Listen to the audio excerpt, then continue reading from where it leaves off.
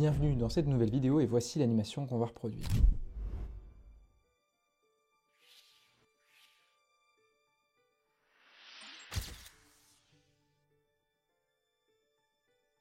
Avant de te lancer dans le tutoriel, sache que j'ai utilisé Motion Tool, un plugin gratuit qui permet de faire une multitude de choses en un seul clic. Si tu veux gagner du temps dans tes motion design, je te le conseille. Si tu as besoin du projet After Effects et que tu veux avoir accès à des tutoriels exclusifs pour apprendre à monter des vidéos comme celle d'Iman Gadi, Maniax Media ou encore d'Ali Dutiel, un lien vers ma page Patreon est dans la description.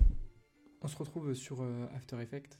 Je vais créer une composition en 1920 par 1980 et je vais amener mon premier élément dans la composition. Je vais réduire sa taille et je vais mettre une texture que je vais réduire en taille également. Je vais modifier le mode, je vais mettre en multiple.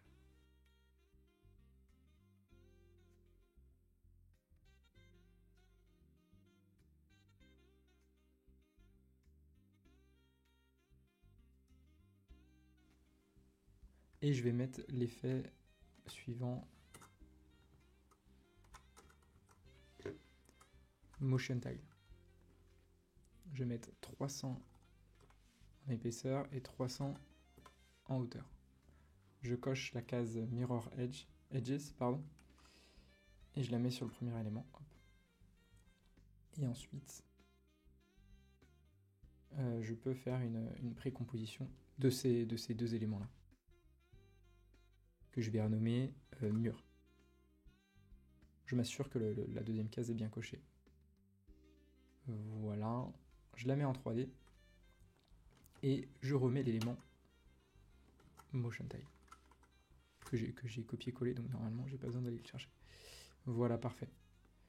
Je vais créer un calque, une forme sans stroke. Donc j'enlève l'option stroke ici et je vais cocher cette case ici.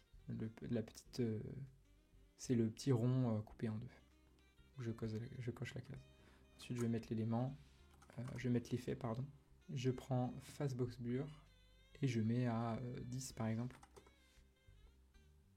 Pour le moment on va laisser 10. Je le mets en 3D, je mets dans position et j'ajoute l'orientation et je me mets en X à 90.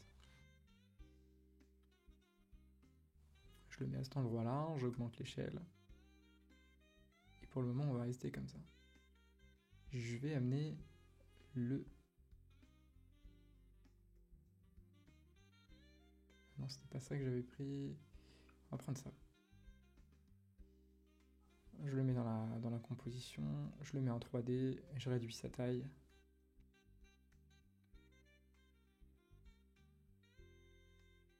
J'appuie sur P. J'appuie sur X, Y ensuite pour modifier le point d'ancrage. Je le mets tout en bas. Je duplique l'élément. Et celui du dessous, je vais changer son orientation et faire un tour complet.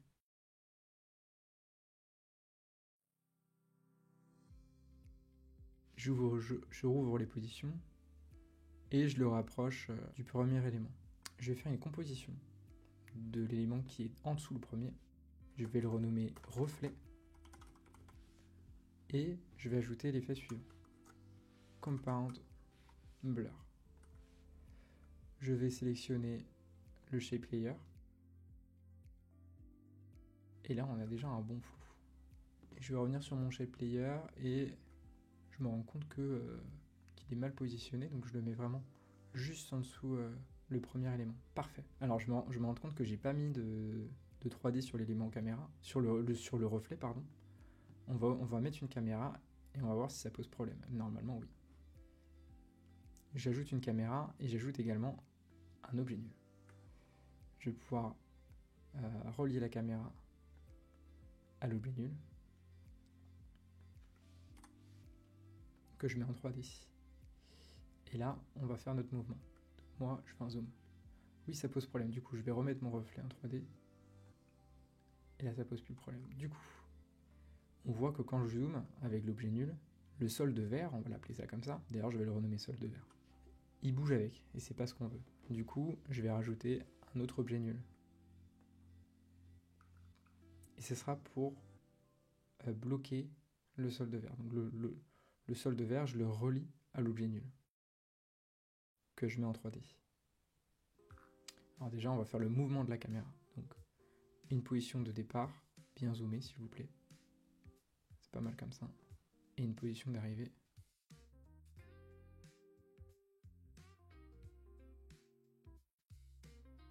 Position d'arrivée à peu près ici. Parfait. On voit que notre reflet est coupé. On va remédier à ce problème plus tard. Je fais ma courbe et j'enregistre bien cette courbe parce qu'on va avoir besoin d'exactement la même sur l'objet nul 8 ici. Puisqu'on va faire un mouvement. On va accompagner le mouvement de la caméra avec l'objet nul, le relier au solde vert. Donc ça donne ça. Position de départ ici. Je fais U sur le nul 7. Je me mets à la fin.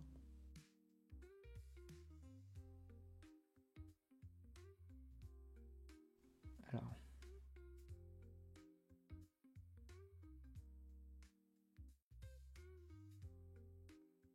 Là on est bon. On va avoir un problème quand la caméra va monter en hauteur. Voilà, c'est un pléonasme, mais on va bien faire monter la caméra. Donc, je vais revenir là-dessus. On va remédier au problème du reflet là qui est coupé.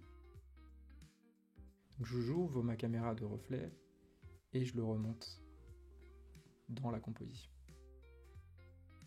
Je reviens sur ma composition numéro 3 et là je me rends compte que ça pose problème également ici.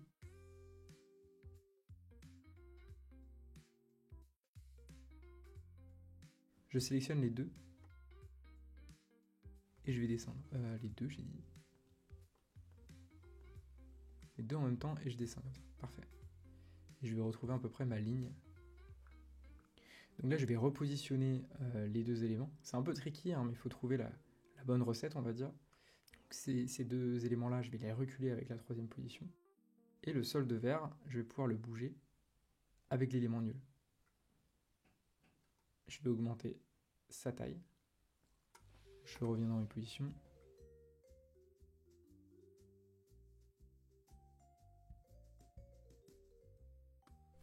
Voilà, le but ici, c'est d'augmenter la taille du solde vert et de le faire matcher avec le reflet, tout simplement.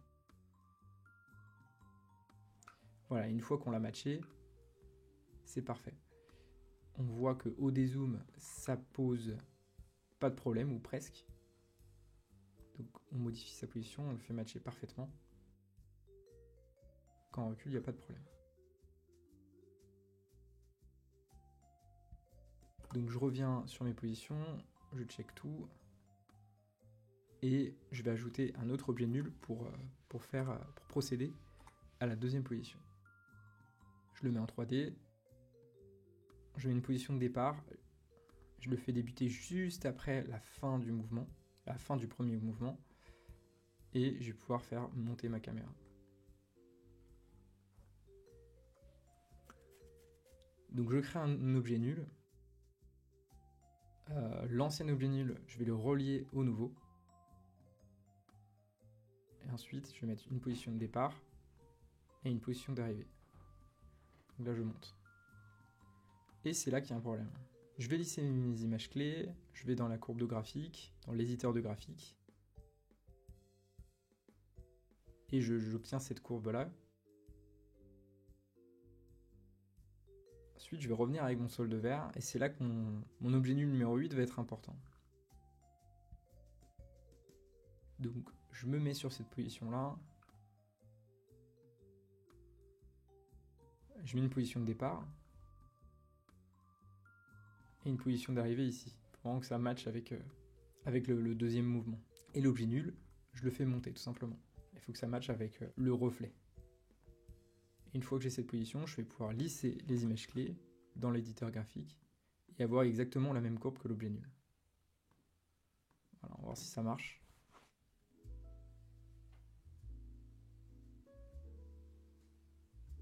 Parfait, ça marche. Donc maintenant je vais créer les lignes. Donc avec l'outil plume, j'enlève le remplissage et je mets juste l'épaisseur en 5. Et maintenant on va essayer de créer une ligne.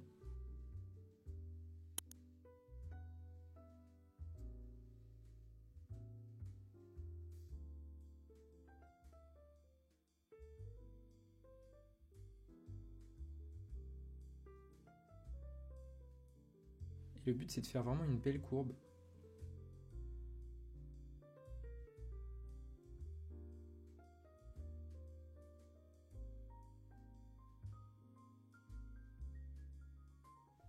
Et je vais m'arrêter là, je pense. Donc je vais la renommer ligne. Ligne 1 d'ailleurs. Et on va aller dans les paramètres de cette ligne.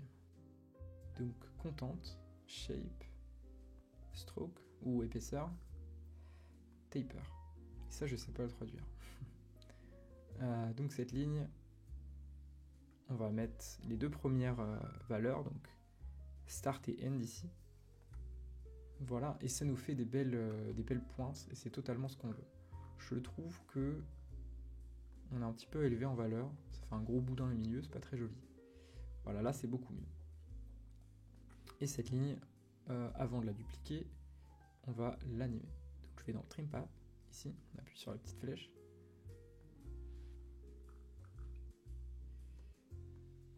Et on va descendre, on déroule. Et ici je déroule Trim Path. Je mets une image clé de fin à 100%. Et je mets une image clé de début. Je sélectionne mes deux images clés, j'appuie sur F9. Et je tire. Et voilà ce qu'on a. Très bien. Ensuite, je vais aller dans l'échelle. Je décoche ici. Avant d'aller dans l'échelle, je vais dupliquer ma ligne. Et sur la ligne 2, je décoche ici. Et je mets -100. Et c'est parfait. Donc je vais étirer ces deux lignes là, comme ça. Alors l'intérêt quand même c'est d'avoir le même étirement. Donc ici j'ai 160.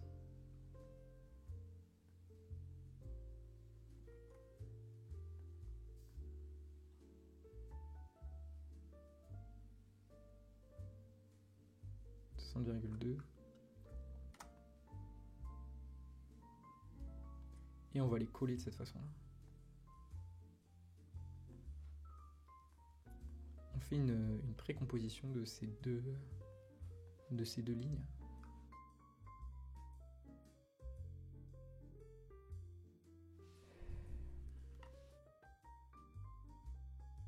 Et je vais renommer ça ligne plus ligne et cadre.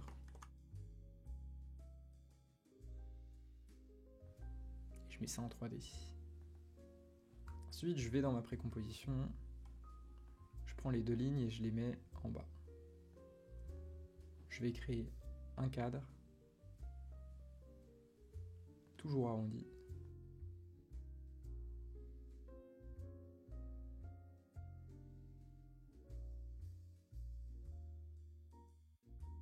Et je vais ajouter les éléments suivants, donc celui-là, à l'intérieur du cadre. Donc je le mets à bonne dimension.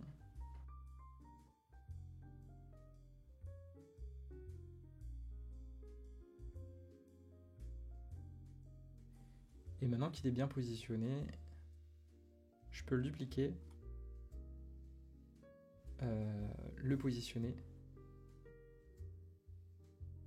et sélectionner l'élément dans le projet, le prochain élément que je veux placer dans le projet.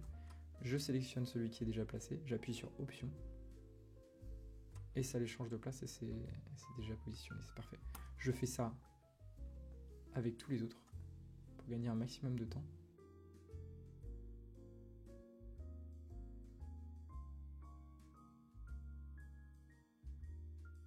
Je reduplique, j'appuie sur Option, je le déplace.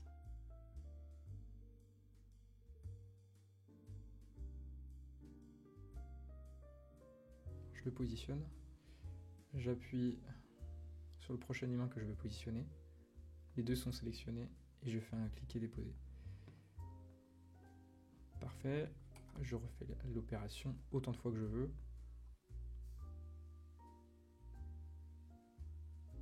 Parfait, j'appuie sur option. Et une fois qu'ils sont tous positionnés, je les sélectionne tous et je les centre à peu près. Voilà. Ensuite, comme j'ai dit au début de la vidéo, on va utiliser Motion Tool. Donc ici, on va mettre 4. Step, on laisse 1 et on va cliquer ici. Et c'est comme ça qu'on obtient ce résultat-là. Alors ensuite, je les sélectionne tous toujours. Je vais dans Windows, Animation Composer, pardon. Et on va aller chercher un preset. Celui-là, Overshot Scale. J'appuie sur In. Et voilà le résultat, parfait. Donc ici on peut voir que notre ligne dépasse un peu, c'est pas trop ce qu'on veut. On va la redéplacer. Et on va aller voir ce que ça donne dans notre composition principale. C'est un peu le bordel, mais c'est pas grave, on va remédier à tout ça. Je replace ma composition. Voilà, c'est à peu près ce qu'on veut. Sauf que c'est trop grand. Donc je vais changer l'échelle. J'appuie sur S et je le redescends.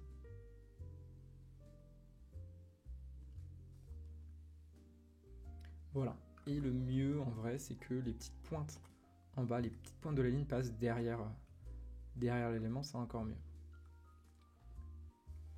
Parfait. On va revenir sur notre composition ligne et cadre. Je vais mettre un glow, si j'y arrive.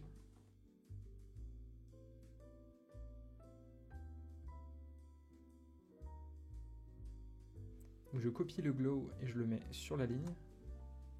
Je mets même sur le cadre. Et maintenant, on va faire les personnages. Donc là, il faut ajuster. Voilà, parfait comme ça. Je recopie le glow et je le mets sur tous les autres. Parfait. Je reviens dans ma comp 3 et je regarde niveau timing ce que ça donne. Donc là, premier recul et là ça monte. On va essayer de faire apparaître les lignes quand ça monte. Donc je vais reculer tout ça.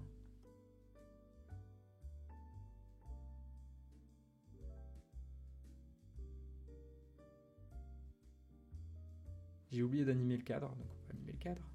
Je fais un clic droit ici et j'appuie sur Trim Pass comme tout à l'heure. Je déroule le Trim Pass. Position de fin ici, position de départ ici. Je prends mes deux images clés, j'appuie sur F9 comme d'habitude. Je vais dans l'éditeur classique. Je vais dans l'éditeur graphique.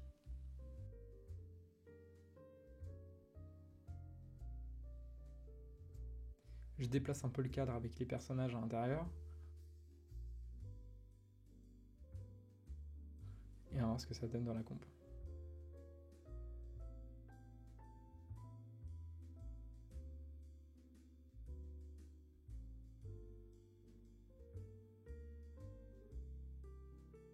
Alors les lignes apparaissent encore beaucoup trop tôt.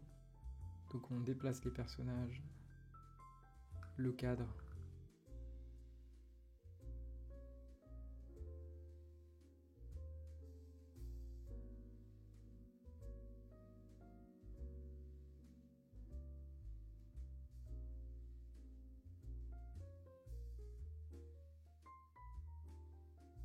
Là c'est le rectangle qui doit apparaître.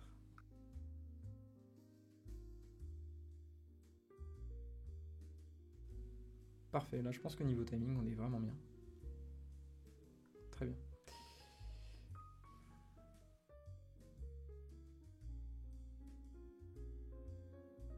Donc maintenant j'ai envie de changer la couleur du mur tout simplement. Donc je vais aller dans ma composition mur et je vais directement appliquer un effet sur l'élément. C'est U saturation. Je vais changer ici, je vais mettre blue Ensuite, je mets Colorize. Et ici, je vais trouver le bleu.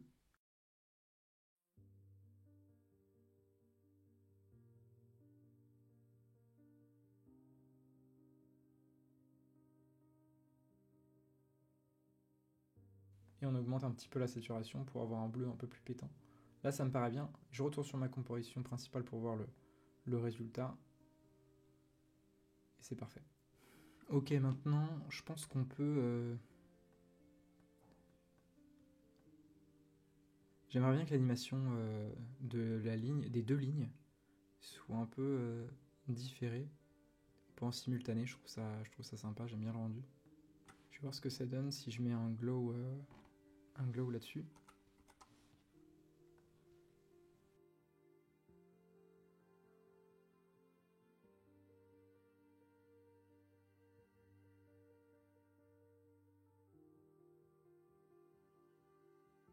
Ok, je le mets comme ça pour le moment, on modifiera peut-être après. Ok, c'est pas mal ce que j'ai là déjà pour commencer.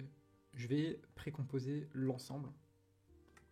Et on va appeler ça animation. On va appeler ça scène 1, on va dire. Et en fait, ce que j'aimerais bien avoir, c'est une deuxième vue caméra. Donc, je vais dupliquer ma scène 1, qui est ici. On va la dupliquer dans le projet, surtout pas ici, mais directement dans le projet à gauche. Donc je fais CMDD, et du coup j'ai une scène 2. On va faire le changement de caméra à peu près ici. Ouais, vers la fin, voilà, ici. Donc je fais CMD Shift D. En fait, je peux la supprimer cette deuxième partie là. Et là, du coup, notre scène 2, ça va être notre deuxième vue caméra. Je clique dessus. Attends, voilà, j'enlève l'objet nul 8, il sert à rien. Je vais me rapprocher, j'ouvre les positions de l'objet nul et de la caméra. Et du coup, ici, on va se rapprocher. Alors, je vais zoomer, je zoome. Je monte en hauteur. Et ici, on va ouvrir la rotation de ligne et cadre. Et on va jouer avec les positions. Donc je peux le mettre un petit peu de côté comme ça. Et je vais bouger un peu sur la gauche. Là, comme ça. Je peux enlever les images clés au début, on s'en fout maintenant.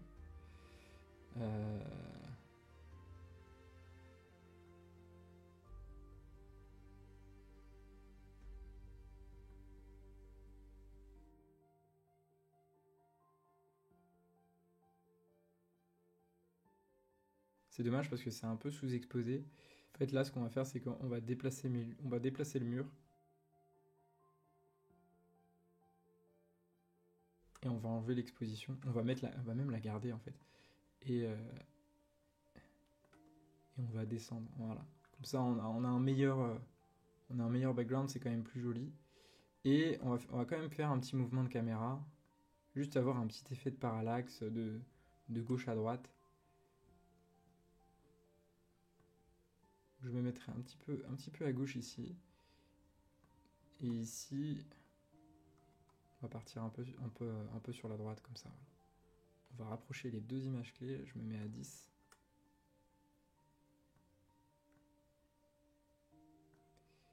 On va voir ce que ça donne dans cette comp là. Bam. Faut que ce soit vraiment la suite. Évidemment, on va faire une transition pour que ce soit un peu plus joli. Donc du coup, c'est à la 7ème seconde à peu près. Et notre animation va jusqu'à 12 à peu près. Ouais, faut faire gaffe sur la deuxième animation parce que c'est pas du tout le même fond. C'est un peu bizarre. On va essayer de remédier à ça. Donc je retourne dans ma scène 2. Et je vais essayer de rebouger le mur.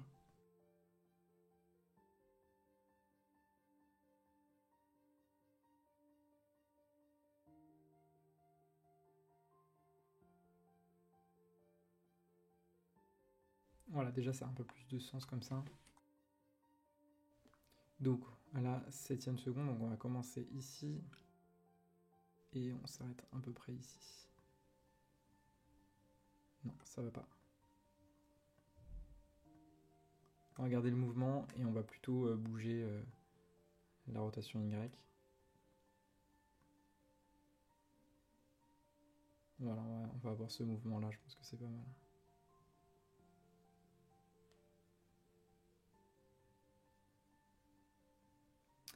Et sur la scène 2, on va mettre un texte.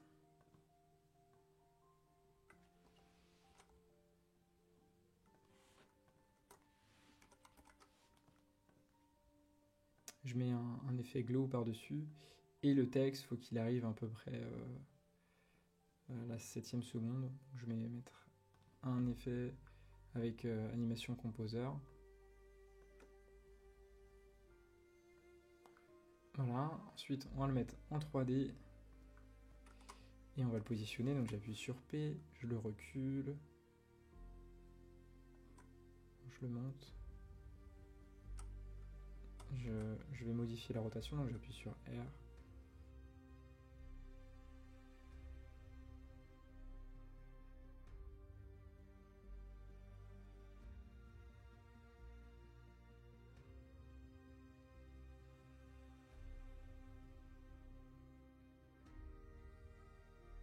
On va ajouter un adjustment layer.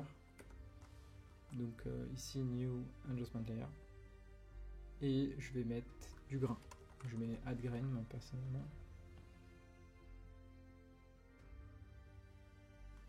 Je vais mettre en full.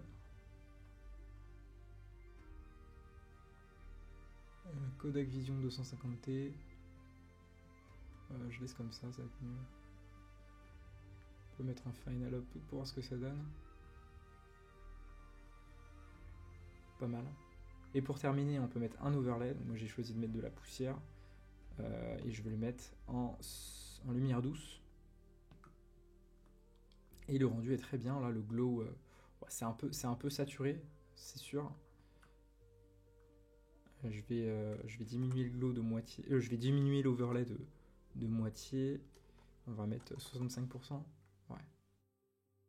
Et on va mettre un adjustment layer, donc pour la transition. Donc je vais le couper ici. Je vais le couper ici. Donc je supprime ces deux parties-là. Et là, on va zoomer un maximum. Je le raccourcis encore plus. Et je vais mettre l'effet suivant. Levels. Et ici, on va mettre du coup une image clé.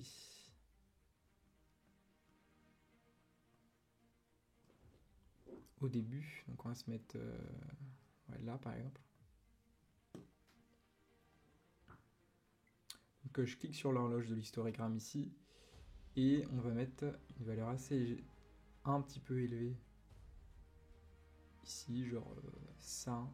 Faut pas que ça pète les yeux non plus. J'appuie sur U en sélectionnant mon adjustment layer. Et ici,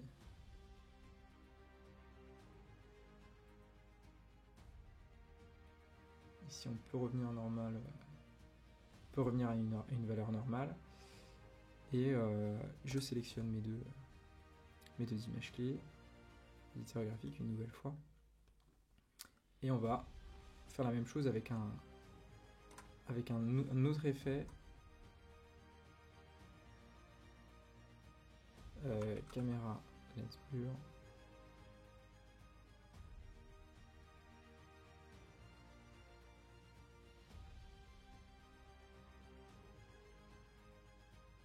Je mets une image clé. Et là je redescends à 0. Voilà, parfait.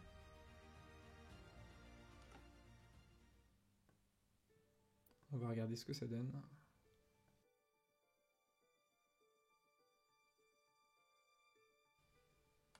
C'est un peu court. Mais dans l'esprit, c'est ce qu'on veut.